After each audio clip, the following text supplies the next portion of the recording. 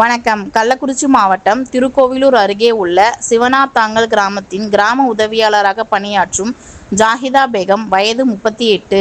சிவனாத்தாங்கல் கிராமத்தில் 80 படிவங்கள் மட்டுமே கொடுத்து பெற்றுள்ளதாக கூறி திமுக நிர்வாகிகள், அரசு அதிகாரிகள் அவருக்கு அழுத்தம் கொடுத்ததாக சொல்லப்படுகிறது. இதன் காரணமாக இன்று மதியம் தன்னுடன் பணியாற்றும் சக கிராம உதவியாளர் அவர்களுக்கு தொடர்பு கொண்டு தன்னை திமுக நிர்வாகிகள், அதிகாரிகள் படிவம் குறைந்த அளவு வழங்கியதாக கூறி திட்டுவதாக கூறியுள்ளார். அதன் பின்னர் மாலை வீட்டில் யாரும் இல்லாத போது தூக்கிட்டு தற்கொலை செய்து கொண்டுள்ளார்.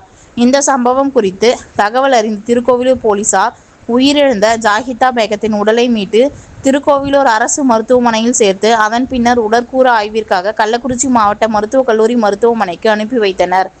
மேலும் இதுகுறித்து திருக்கோவிலூர் போலீசார் விசாரணையில் ஈடுபட்டு வருகின்றனர்.